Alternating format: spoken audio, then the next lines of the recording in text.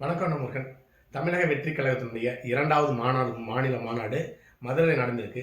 அதை பற்றி சுருக்கமாக பார்க்கலாம். வீடியோவுக்கு சப்ஸ்கிரைப் பண்ணி சேனலுடைய வளர்ச்சிக்கு வருவங்க. கூடவே பெல் பட்டன் ஆன் பண்ணி வைங்க. அப்போ தான் சேனலில் போகிற வீடியோ உங்களுக்கு நோட்டிஃபிகேஷன் கிடைக்கும். சரி, இப்போ வீடியோக்குள்ளார போகலாம். தமிழக வெற்றி கழகத்தினுடைய இரண்டாவது மாநில மாநாடு மதுரையில் நடந்திருக்கு. எதிர்பார்த்த அளவு மிகப்பெரிய அளவில் இந்த மாநாடு வெற்றி பெறவில்லை. அப்படி இந்த மாநாடு மிகப்பெரிய அளவில் வெற்றி பெறாததற்கு காரணம், அந்த கட்சியினுடைய தலைவராக இருக்க விஜய் அவர்கள் திராவிட முன்னேற்ற கழகத்தினுடைய மோசமான ஆட்சி, ஊழல், குற்றங்கள் இது எல்லாமே மிகப்பெரிய அளவில் அந்த மேடையில் பேசாதது தான் அதற்கு காரணம். அது மட்டும் இல்லாமல் மத்தியில் பாரதிய ஜனதா கட்சி மிக மிக மோசமான சர்வாதிகார ஆட்சியை நடத்தி கொண்டிருக்கிறது. அதையெல்லாம் ஒரே வரியில் மக்களுக்கு எதிரான பாரதிய ஜனதா கட்சி, மக்களுக்கு எதிரான திராவிட முன்னேற்ற கழக ஆட்சி அப்படின்னு ஒரே ஒரு வரியில் விளக்க சொல்லிட்டு அப்படியே கடந்து போகிறாரு. அப்படி கிடையாது. ஏராளமான திராவிட முன்னேற்ற கழகத்தினுடைய ஆட்சியினுடைய குறைகளையும் பாரதிய ஜனதா கட்சியினுடைய ஆட்சியினுடைய குறைகளையும் எடுத்து சொல்றதுக்கு 1000 உதாரணம் 1000 காரணம் இருக்குது. இதை எல்லாமே பெரிய அளவில் மேடையில் ஒரு மணிக்கணக்கில் குறைந்தபட்சம் 1 மணி நேரம் 1.5 மணி நேரம் பேசியிருக்கலாம். ஏன்னு கேட்டிங்கன்னா, இந்த மாநாட்டுக்கு செலவிடப்பட்ட தொகை எப்படி 100 கோடி ரூபாய்க்கு மேலே இருக்கும். இந்த மாநாட்டுக்கு வந்த தொண்டர்களின் எண்ணிக்கை 5 லட்சம் பக்கம் இருக்கும். கூட்டம் நிறையா சேர்ந்தா அது மிகப்பெரிய வெற்றி பெற்ற மாநாடு அப்படின்னு எடுத்துக்கொள்ள முடியாது. அந்த மாநாட்டில் ஒரு மாநிலத்தினுடைய இரண்டாவது கட்சி தான் அப்படின்னு சொல்லிக்கொண்ட விஜய் அவர்கள் எப்படிப்பட்ட முன்னுதாரணங்களை எடுத்து வைத்து ஆளுங்கட்சிக்கு மிகப்பெரிய நெருக்கடி ஏற்படுத்தி கொடுத்திருக்கும். அப்படி அவருடைய பேச்சில் வளம் எதுவுமே கிடையாது தான் இந்த மாநாடு ஒரு சுமாரான மாநாடு, தோல்வி அடையில சுமாரான மாநாடு என்று கூறுவதற்கு காரணம். அடுத்ததாக அங்கிள் ஸ்டாலின் அவர்கள் அப்படின்னு பேசியிருக்கிறாரு. Uncle Stalin very wrong Stalin அப்படின்னு பேசியிருக்கிறாரு. பாரத பிரதமர் மோடி அவர்களைப் போல ஊடகங்களை வைத்து நூற்றுக்கணக்கான கோடி ரூபாய் செலவு பண்ணி அப்பா அப்படிங்கிற இமேஜை ஏற்படுத்தி வைத்திருந்தார் மு.க. ஸ்டாலின் அவர்கள். தமிழக மக்களால் அந்த அப்பா அப்படிங்கிற இமேஜை வார்த்தையை ஏற்றுக்கொள்ள தமிழக மக்கள் மறுத்து விட்டார்கள். கொஞ்சம் நெஞ்சம் பேர் அப்பா அப்படின்னு அழைச்சிட்டு இருந்தாங்க. அதையும் அங்கிள் ஸ்டால் அப்படின்னு சொல்லிட்டு அழைத்து வம்புக்கு மு.க. ஸ்டாலின் அவர்களை இழுத்து அப்பாவை காலி பெருங்காய டப்பா ஆக்கிட்டாரு விஜய். அதுதான் நடந்திருக்கிறது. அடுத்ததாக இப்படி அப்பா இல்லை அப்படிங்கிற அப்பா நீங்க இல்லை அங்கிள் தான் அப்படின்னு குறிப்பிட்டதுக்கு காரணம் என்னன்னு கேட்டீங்கன்னா, தமிழக மக்களுக்கு, அதாவது ஏழை பெண்களுக்கு தாலிக்கு தங்கம் அப்படிங்கிற ஒரு திட்டத்தை அண்ணா திராவிட முன்னேற்ற கழகத்தினுடைய ஆட்சியில முதலமைச்சர் ஜெயலலிதா அவர்கள் கொண்டு வந்திருந்தாரு. அது திராவிட முன்னேற்ற கழகத்தினுடைய ஆட்சியில் தடை செய்யப்பட்டிருக்கிறது. அப்பாவா இருந்தால் தன்னுடைய மகளுக்கு கண்டிப்பா தாலிக்கு தங்கம் கொடுப்பாங்க. அப்படி தராதனால அவர் அப்பா கிடையாது. அடுத்ததாக ஏழை விவசாயிகளுக்கு ஆடு மாடு கொடுத்தாங்க, இலவச ஆடு மாடு, அதுவும் தடை செய்யப்பட்டு விட்டது. அடுத்ததாக அரசு பள்ளியில் படிக்கிற மாணவிகளுக்கு லேப்டாப் கொடுத்தாங்க. அதுவும் அந்த லேப்டாப் கிடைக்காம தடுத்து நிறுத்திவிட்டார். அப்பாவாக இருந்தால் தடுத்து நிறுத்தியிருக்க மாட்டார். அதே போலவே அரசு பள்ளி மாணவர்கள் நீண்ட தூரம் வீட்டில இருந்து பட்டிக்காட்டுல இருந்து ஸ்கூல் போறதுக்கு நடந்து போறது மிகப்பெரிய இடையூறாக இருக்கும். அதனால நிறைய மாணவர்களுடைய பள்ளி படிப்பு தடைபடும். அதை தடைபடக்கூடாதுங்கிறதுக்காக மிதிவண்டி கொடுத்தாங்க. அதையும் தடுத்து நிறுத்தியவர் தான் இந்த அப்பா. அடுத்ததாக முதியோர்களுக்கு உதவித்தொகை கொடுத்துட்டு இருந்தாங்க. அதையும் இந்த அப்பா தடுத்து நிறுத்தி விட்டார். அடுத்ததாக ஐஐடி மாணவி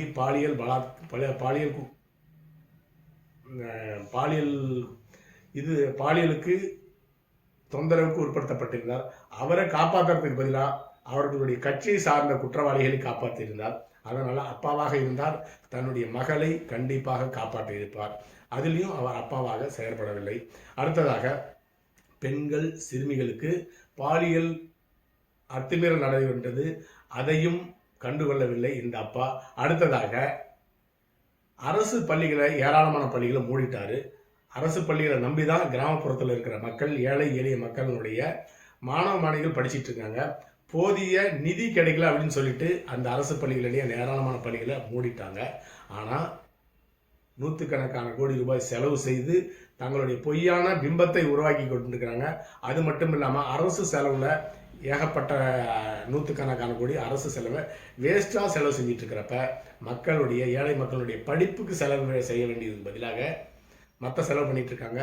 படிப்புக்கு செலவு செய்யாததன் காரணமாக 500க்கும் மேற்பட்ட அரசு பள்ளிகள் கிராமப்புறத்தில் மூடி வச்சிருக்காங்க. அடுத்ததாக டாஸ்மார்க்கில் கள்ளசாராயம் குடிச்சு 64 அப்பாவிகள் கள்ளக்குறிச்சியில் இறந்துட்டாங்க. அதையும் இந்த அப்பா கண்டுகொள்ளவில்லை. அதனால் இவர் அப்பா கிடையாது, நீங்க அங்கிள் தான் அப்படின்னு சொல்லிட்டு தமிழக வெற்றி கழகத்தினுடைய தலைவர் விஜய் அவர்கள் அழுத்தம் திருத்தமாக கூறியிருக்கிறார். அதுதான் உண்மை. அடுத்ததாக இந்த மாநாட்டில் எம்ஜிஆர் அவர்களுடைய பேனரையும் அண்ணா அவர்களுடைய பேனரையும் விஜயகாந்த் அவர்களுடைய பேனரையும் பயன்படுத்தியிருக்கின்றார். தான் ஒரு அண்ணா திராவிட முன்னேற்ற கழகத்துக்கு மாற்றான தலைவர், அதே போல அண்ணா திராவிட முன்னேற்ற கழகத்தை உருவாக்கிய அண்ணாவுக்கு ஒரு மாற்றான தலைவர், தேசிய விஜயகாந்தனுடைய தேசிய முற்போக்கு கழகத்தினுடைய மாற்று தலைவர் அப்படின்னு 3 கட்சியினுடைய தலைவர்களுடைய பேனரையும் வச்சு அந்த 3 கட்சிக்கும் ஒரு மாற்றான அந்த கட்சியினுடைய தொண்டர்கள் வெறுப்படைந்த தொண்டர்களுடைய தலைவராக தான் இருக்க போறான் அப்படின்னு ஒரு மறைமுகமான மெசேஜை இந்த மாநாட்டில் கொடுத்திருக்கிறாரு. அடுத்ததாக தேசிய அளவில் தன்னுடைய கட்சி பாரதிய ஜனதா கட்சிக்கு எதிரான கட்சி என்றும் தமிழகத்தில் திராவிட முன்னேற்ற கழகம் தான் தன்னுடைய பிரதான எதிரி என்று கூறியிருக்கின்றாரு. அது மட்டும் இல்லாமல் வெளிப்படையாகவே பாரதிய ஜனதா கட்சியுடனும் அண்ணா திராவிட முன்னேற்ற கழகத்திலும் கூட்டணி கிடையாதுன்னு சொல்லிட்டு அண்ணா திராவிட முன்னேற்ற கழகத்துக்கும் தமிழக வெற்றி கழகத்துக்கும் இடையே தான் 2026 சட்டமன்ற தேர்தலில் போட்டி. அதனால மூன்றாவது இடத்துல தான் அண்ணா திராவிட முன்னேற்ற கழகம் இருக்குது. எங்களுக்கு போட்டியாக அண்ணா திராவிட முன்னேற்ற கழகம் என்ற ஒரு கட்சியே கிடையாது அப்படிங்கிற ஒரு நிலைப்பாட்டை எடுத்திருக்கின்றார். அது அவருடைய நிலைப்பாடு. சரி, அடுத்ததாக திராவிட முன்னேற்ற கழகத்தினுடைய அண்ணா திராவிட முன்னேற்ற கழகம் திராவிட முன்னேற்ற கழகம் இந்த 2 நாட்களிலும் கடந்த காலத்தில் நடைபெற்ற ஏராளமான ஊழல்கள் குற்றங்கள் இதை எல்லாமே பேசுவதற்கு ஏராளமான சப்ஜெக்ட் இருக்கு. அதுவும் குறிப்பா தற்பொழுது நடந்து கொண்டிருக்கிற திராவிட முன்னேற்ற கழகத்தினுடைய 4.5 ஆண்டு கால ஆட்சியில ஏராளமான ஆயிரக்கணக்கான ஊழல், ஆயிரக்கணக்கான கோடி ஊழல், லட்சக்கணக்கான கோடி ஊழல், நூற்றுக்கணக்கான குற்றங்கள், அதுவும் திராவிட முன்னேற்ற கழகத்தை சேர்ந்தவர்களும் அரசு அதிகாரிகளும் மக்களுக்கு எதிராக செயல்படுறாங்க. இதையெல்லாம் மணிக்கணக்கில் பேச வார்த்தை இருந்தும் சப்ஜெக்ட் இருந்தும் அதை பெரிய அளவில் பேசாதது மிகப்பெரிய ஏமாற்றத்தை அந்த மாநாட்டுக்கு போனவங்க மட்டுமல்ல, இந்த மாநாட்டை டிவியில் பார்த்துட்டு இருந்தவங்களுக்கும் மிகப்பெரிய ஏமாற்றத்தை கொடுத்திருக்கிறது. அடுத்ததாக அண்ணா திராவிட முன்னேற்ற கழகம், திராவிட முன்னேற்ற கழகம், நாம் தமிழர் கட்சி, இந்த கட்சியில் இருக்கிற 2ஆம் கட்ட தலைவர்கள், அந்த கட்சியில அதிருப்தியில் இருக்க தலைவர் கூட்டணி, அதான் அண்ணா திராவிட முன்னேற்ற கழகம் பாரதிய ஜனதா கட்சியுடன் கூட்டணி சேர்ந்துட்டாங்க.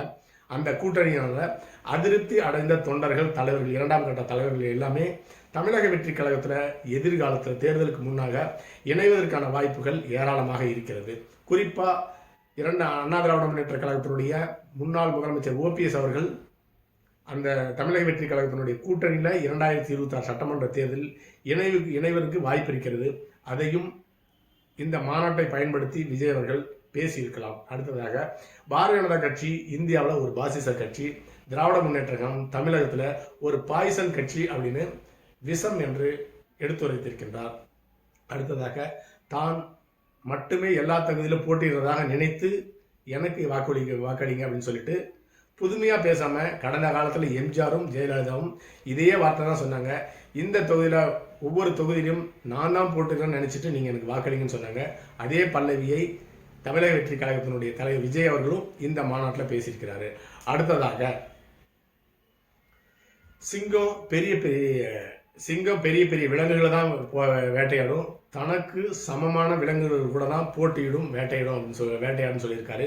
இதை எதுக்கு மறைமுகமாக சொல்லியிருக்காருன்னு கேட்டிங்கன்னா, நாம் தமிழர் கட்சி, அதாவது சீமானுக்கு மறைமுகமாக அடி கொடுக்க வேண்டும் அப்படிங்கிறதுக்காக தான் இப்படிப்பட்ட வார்த்தையை பயன்படுத்தியிருக்கின்றார். அடுத்ததாக எம்ஜிஆர் அவர்களை புகழ்ந்து பேசியிருக்கின்றார், அது மதுரையில். அதை போலவே அண்ணா அவர்களையும் புகழ்ந்து பேசியிருக்கின்றார். விஜயகாந்த் அவர்களையும் புகழ்ந்து பேசியிருக்கிறார். இவங்க 3 பேருமே தங்களுடைய கட்சியை ஆரம்பித்தது மதுரையில தான். அதனால மதுரை மண்ணில் இந்த தலைவர்கள் எல்லாம் பேசி அந்த மதுரை மக்களுடைய வாக்குகளை பெறுவதற்குண்டான அடிப்படை வேலைகளை துவங்கி இருக்கின்றார் என்றுதான் எடுத்துக்கொள்ள வேண்டும். அடுத்ததாக அண்ணா திராவிட முன்னேற்ற கழகம்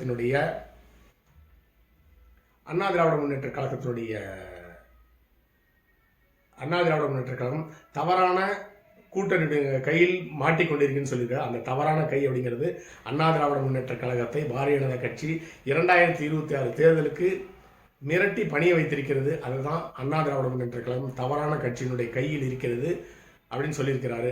அடுத்ததாக